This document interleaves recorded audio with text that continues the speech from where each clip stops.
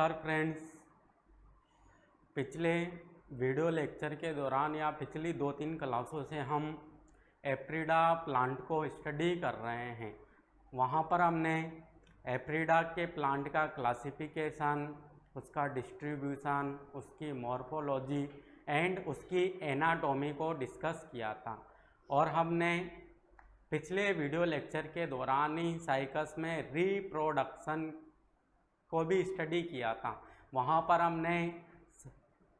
पर हमने एप्रिडा में मेल प्लांट को पढ़ा था, एप्रिडा में मेल कॉन को डिस्कस किया था। आज हम पढ़ेंगे एप्रिडा में फीमेल कॉन या फीमेल स्ट्रोबिलस। तो हमने जब एप्रिडा की मॉर्फोलॉजी को देखा था तो वहाँ पर देखा था कि जो एप्रिडा का जो झाड़ी नुमा पादप होता है उसमें जो उसका तना होता है वह पर्व तथा पर्व संधियों में बटा हुआ होता है। मतलब तने में क्या होगा, एक तो पर्व होगा या हम इसे इंटरनोड भी कह सकते हैं, और एक क्या होगी, पर्व संधि होगी, जो कि दो पर्व जहाँ पर जुड़े हुए रहेंगे उन्हें क्या कहेंगे हम, पर्व संधि या नोड कहेंगे। इन पर्व संधियों पर ही क्या होता है, जनन संरचनाओं का निर्माण होता है। जैसे हमने पहले मेल कॉन को डिस्कस किया था, वहाँ पर जो मेल जनन संरचनाएं या जो मेल स्ट्रोबिलस बन रही थी वह कहाँ पर बन रही थी, पर्व संधि पर बन रही थी। तो उसी प्रकार यहाँ पर जो फीमेल प्लांट होगा उसके ऊपर क्या बनेगा, फीमेल स्ट्रोबिलस बनेगा। और फीमेल स्ट्रोबिलस कहाँ पर बनेगा, पर्व संधि के ऊपर ही बनेगा। और पर्व संधि पर भी हमने क्या देखा था कि पर्व संधि पर क्या पाई जाती है, अपहासित प्रकार की पर्ण पाई जाती है, जिन्हें क्या कहा था हमने, सल्क पत्र कहा था। सल्क पत्र पर्ण या काफी अपहासित प्रकार की पर्ण जो कि न के बराबर प्रकाश संश्लेषण करती है। तो इन्हीं के कक्ष में हमने क्या बनाया था, जनन संरचनाएं बनाई थी। तो यहाँ पर जनन संरचनाओं के रूप में क्या है, फीमेल स्ट्रोबिलस है या फीमेल कौन है। तो आज का जो हमारा जो मेन टॉपिक होगा वह होगा फीमेल स्ट्रोबिलस। और फीमेल स्ट्रोबिलस के अंदर भी जो फीमेल फ्लावर होंगे उनको आज हम डिस्कस करने वाले हैं। तो यहाँ पर हमने देखा एप्रिडा के पादप का तना पर्व तथा पर्व संधियों से मिलकर बना हुआ है। पर्व संधि पर क्या पाई जा रही है, सल्क पत्र पाई जा रही है। और इन सल्क पत्र की कक्ष में ही किसका निर्माण होगा, फीमेल स्ट्रोबिलस का या फीमेल कॉन का निर्माण होगा। और यहाँ पर जो ये फीमेल कॉन बनेंगे उनकी संख्या लगभग 2 से 4 तक हो सकती है। 1 भी बन सकता है, 2 भी बन सकता है, 3 भी बन सकता है और मैक्सिमम 4 तक बन सकते हैं। जबकि जो मेल स्ट्रोबिलस या मेल कॉन था उनकी संख्या काफ़ी ज़्यादा थी, लगभग 15 से 20 तक, मतलब 20 तक की संख्या में बन रहे थे, जबकि यहाँ पर 4 से ज़्यादा देखने को नहीं मिलेंगे। और यहाँ पर जो फीमेल स्ट्रोबिलस या जो फीमेल कॉन होता है उसमें क्या पाए जाते हैं, सहपत्र पाए जाते हैं। यहाँ पर भी सहपत्र होंगे और उन सहपत्रों की कक्ष में से ही क्या निकलेंगे, फीमेल फ्लावर्स निकलेंगे। जैसे कि मेल कॉन में जो सहपत्र थे उनसे क्या निकले थे, मेल फ्लावर्स निकले थे। उसी प्रकार यहाँ फीमेल स्ट्रोबिलस में जो सहपत्र होंगे उनकी कक्ष में 2 फीमेल फ्लावर निकलेंगे। और यहाँ पर एक अंतर और देखना, जो यहाँ पर जो ये फीमेल स्ट्रोबिलस हैं या जो फीमेल कॉन है ये आकार में कैसे होते हैं, छोटे साइज के होते हैं। जबकि जो वहाँ पर हमने मेल कॉन या मेल स्ट्रोबिलस की स्टडी की थी तो वह आकार में कैसे थे, इसके कंपैरिजन में बड़े थे। या हम ऐसे कह सकते हैं कि जो मेल कॉन होते हैं वह आकार में या साइज में थोड़े बड़े होते हैं, जबकि जो फीमेल स्ट्रोबिलस होते हैं वह मेल कॉन के कंपैरिजन में आकार में छोटे होते हैं। तो यह हमने पिछले वीडियो लेक्चर के दौरान भी देखा था और यहाँ पर भी हम देख रहे थे। तो हम जो यहाँ पर जो ये फीमेल स्ट्रोबिलस है इसकी हमने पोजीशन देख ली कि पोजीशन में कहाँ पर बनेंगे, यह पर्व संधि पर बनेंगे। और केवल कहाँ पर होगा इनका निर्माण, फीमेल प्लांट्स के अंदर ही होगा। फीमेल प्लांट्स की जो पर्व संधियाँ होती है उनके ऊपर इनका निर्माण होगा। अब इसकी संरचना को हम डिस्कस करते हैं। तो अगर इसकी संरचना की हम बात करें तो संरचना में कैसे दिखाई देंगे, ये इस प्रकार के ये हमें दिखाई देंगे। जैसे यहाँ पर ये सहपत्र है और इनके कक्ष में क्या बनेंगे, फीमेल फ्लावर्स बनेंगे, क्योंकि ये क्या है, ये पूरा ही इसका स्टेम वाला पोर्शन है। और यहाँ पर जो ये पर्व संधि है इसमें क्या लगे हुए हैं, पर्व संधि पर जो सल्क पत्र है उनके कक्ष में फीमेल स्ट्रोबिलस लगे हुए हैं। जैसे यहाँ पर क्या है, ये पर्व संधि है और यहाँ पर 2 स्ट्रोबिलस लगे हुए हैं, फीमेल स्ट्रोबिलस लगे हुए हैं। उन फीमेल स्ट्रोबिलस में क्या है, यह सहपत्र हैं और इन सहपत्रों की कक्ष में ये क्या है, 2 फीमेल फ्लावर्स हैं। उसी प्रकार यहाँ पर भी हम देख सकते हैं ये पूरा ही क्या है, तना है और ये तना किस में बटा हुआ है, पर्व तथा पर्व संधियों में बटा हुआ है। जैसे यह वाला पोर्शन कैसा है, इंटरनोड का है, मतलब पर्व का है। और यहाँ पर क्या है, यह पर्व संधियाँ हैं। पर्व संधियों पर क्या है, यहाँ पर यह सल्क पत्र हैं और इन सल्क पत्रों के कक्ष में ही किसका निर्माण होता है, फीमेल स्ट्रोबिलस का निर्माण होता है। अब इन फीमेल स्ट्रोबिलस की संख्या यहाँ पर लगभग 4 तक हो सकती है, मैक्सिमम 4 और 1 2 3 या 4 इनमें से कितने भी हो सकते हैं। जैसे यहाँ पर 2 दिख रहे हैं, यहाँ पर केवल 1 ही है, यहाँ पर लगभग 2 या 3 दिख रहे हैं। इनकी संख्या लगभग 4 तक हो सकती है मैक्सिमम देखें तो। और यहाँ पर जो ये संरचनाएं दिख रही है ये क्या है, इनके सहपत्र हैं, मतलब एक केंद्रीय अक्ष होगी इनमें और केंद्रीय अक्ष के चारों ओर क्या होंगे, सहपत्र होंगे। और इन सहपत्रों में जो आधारीय सहपत्र होते हैं वह तो बंधे होते हैं, केवल ऊपरी जोड़ी जो सहपत्र होते हैं वही फलद होते हैं और उनकी कक्ष में ही किसका निर्माण होता है, यहाँ पर फीमेल फ्लावर्स का निर्माण होता है। अगर इनमें सहपत्रों की संख्या को देखें तो इनमें जो सहपत्रों की जो संख्या होती है या सहपत्रों की जो जोड़ियां होती है वह लगभग 2 से 4 जोड़ी सहपत्री इसमें पाए जाते हैं। मतलब यहाँ पर 2 से 4 जोड़ी सहपत्र पाए जाएंगे, जिसमें से ऊपरी एक जोड़ी सहपत्र को छोड़कर बाकी के जो सहपत्र होंगे वह कैसे होंगे, बंधे प्रकृति के होंगे या स्टीराइल नेचर के होंगे। मतलब उनमें क्या नहीं होगा, फीमेल फ्लावर का निर्माण नहीं होगा। जबकि जो ऊपरी एक जोड़ी जो सहपत्र हैं वह कैसे होंगे, फलद प्रकृति के होंगे, या हम बोल सकते हैं कि ये कैसे होंगे, फर्टाइल नेचर के होंगे। और इन ऊपरी सहपत्रों में ही किसका निर्माण होगा, फीमेल फ्लावर्स का निर्माण होगा। तो यहाँ पर फीमेल फ्लावर्स बनते हैं।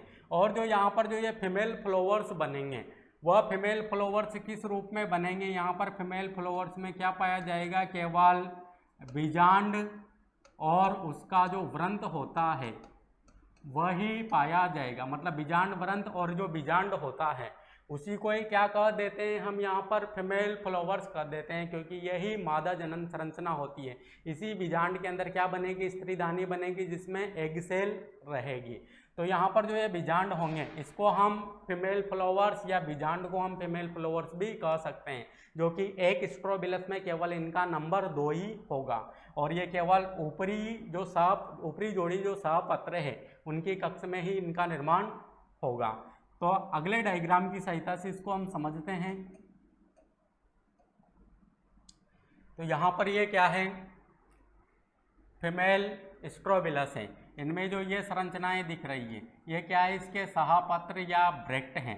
केवल ऊपरी जो जोड़ी सहपत्र हैं इनके कक्ष में ही क्या होगा, 2 बीजांडों का निर्माण होगा। जैसे इस स्ट्रोबिलस की ये एलेस हैं, यहाँ पर नीचे की ओर बहुत सारे मतलब बंधे सहपत्र हैं और ऊपरी भाग की जो जोड़ी के जो सहपत्र होते हैं वही फलद होते हैं। और इन फलद सहपत्रों के कक्ष में ही क्या होता है, 2 बीजांडों का निर्माण हो सकता है, या हम ऐसे भी बोल सकते हैं कि इसमें 2 फीमेल फ्लावर बनते हैं। और यहाँ पर जो ये फीमेल फ्लावर्स है या जो बीजांड है इसमें क्या क्या पोर्शन दिखाई देते हैं, ये तो क्या है, इसका फलद सहपत्र है। इनके कक्ष में क्या है, 2 बीजांड या 2 फीमेल फ्लावर्स हैं।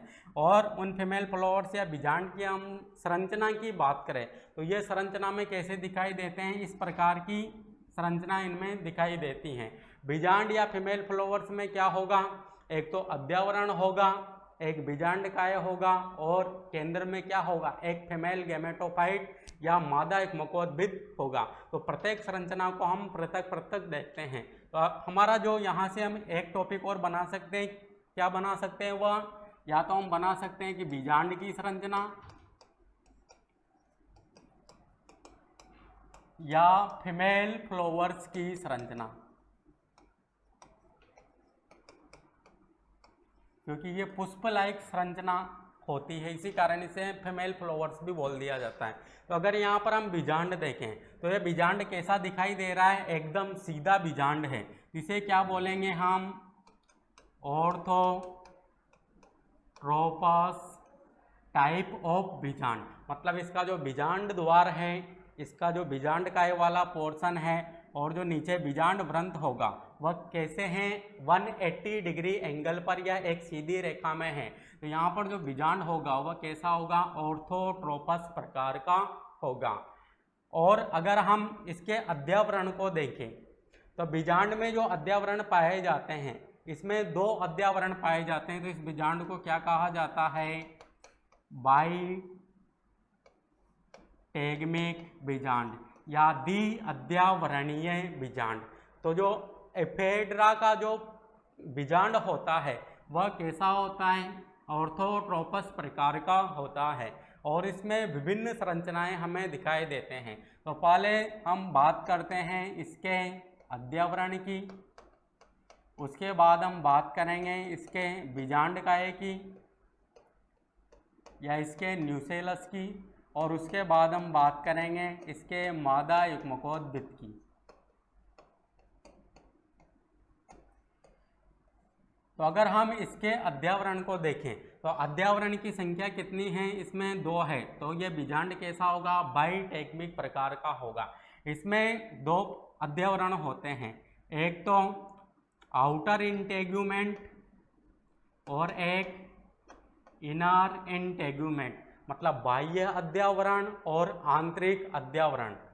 तो यहाँ पर जो ये आंतरिक अध्यावरण है, ये एक तो इसका जो बीजांड काय है इसके चारों ओर उपस्थित हैं, और आंतरिक अध्यावरण ऊपर की ओर वृद्धि करके एक नलिकाकार संरचना बनाता है, और इस नलिकाकार संरचना को कहा जाता है माइक्रोपाइलर ट्यूब या बीजांड द्वारीय नलिका।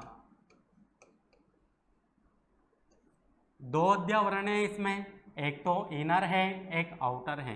तो पहले हम इनर की बात करते हैं। तो इनर के कहाँ पर उपस्थित है, जो इसका बीजांड काय है उसके चारों ओर उपस्थित है, मतलब बीजांड काय से जुड़ा हुआ रहता है यह आधारीय भाग में, और इसका इनर इंटेग्यूमेंट ऊपर की ओर वृद्धि करके क्या बनाता है, एक नलिकाकार संरचना का निर्माण करता है, और इस नलिकाकार संरचना को कहा जाता है माइक्रोपाइलर ट्यूब या बीजांड द्वारीय नलिका। और नलिका का जो शीर्ष भाग होता है ये क्या कहलाता है, माइक्रोपाइल या बीजांड द्वार कहलाता है।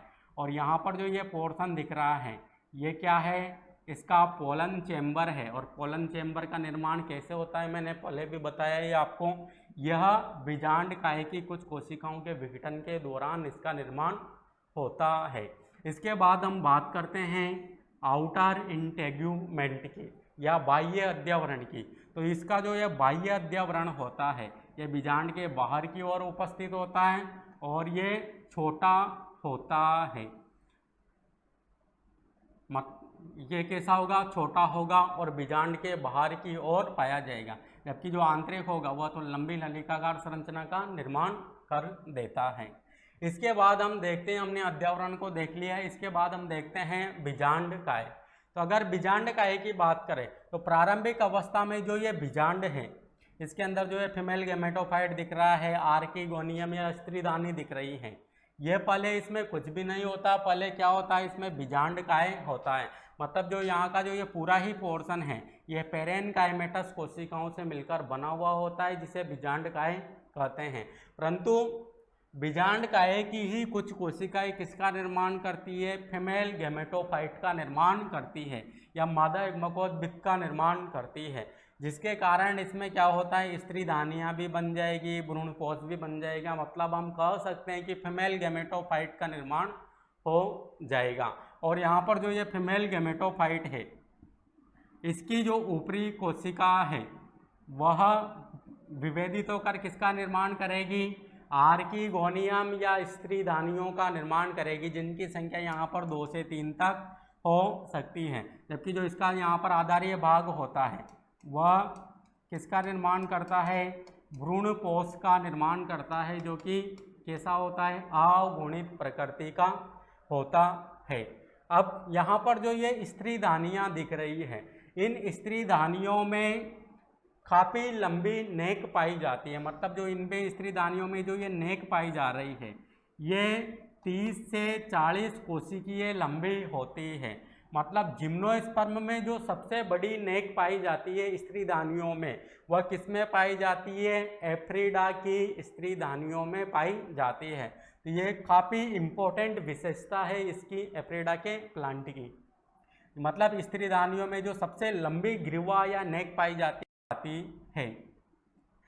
अब यहाँ पर जो ये फीमेल गैमेटोफाइट का जो निर्माण हुआ है इसके कारण जो यहाँ पर जो ये बीजांडकाय वाला जो पोर्शन है, पहले पूरा ही क्या था, बीजांडकाय होता, परंतु बीजांडकाय के केंद्र में किसका निर्माण हो गया, फीमेल गैमेटोफाइट का निर्माण हो गया, जिसके कारण जो ये बीजांडकाय हैं ये यहाँ पर एक पतली परत के रूप में ही रह जाता है और बाकी का पोर्शन किसके द्वारा कवर कर लिया जाता है, फीमेल गैमेटोफाइट के द्वारा कर लिया जाता है। फिर फीमेल गैमेटोफाइट में जो स्त्री धानियाँ हैं इनमें जो एग सेल है उनका फर्टिलाइजेशन होगा, जाइगोट बनेगा, जाइगोट से भ्रूण बनेगा, भ्रूणकोश से पोषण लेगा, जिसके कारण इसका जो पूरा ही केंद्रीय भाग है यह भ्रूण से भर जाएगा और जो इसका बीजांड है वह किसके रूप में कन्वर्ट हो जाएगा, बीज के रूप में कन्वर्ट हो जाएगा। तो ये थी फीमेल स्ट्रोबिलस या जो फीमेल रिप्रोडक्टिव ऑर्गन थे एफ्रीडा में उनकी संरचना में हमने एक तो इसके स्ट्रोबिलस को डिस्कस किया है और स्ट्रोबिलस के अंदर क्या थे, 2 फीमेल फ्लावर या 2 बीजांड प्रेजेंट थे और उनमें हमने फीमेल फ्लावर या बीजांड की संरचना को भी यहाँ पर हमने डिस्कस किया है। अब हम अगले लेक्चर के दौरान हम गैमेटोफाइट जनरेशन को स्टडी करेंगे, जहाँ पर हम मेल गैमेटोफाइट का डेवलपमेंट और फीमेल गैमेटोफाइट के डेवलपमेंट को स्टडी करेंगे। Thank you.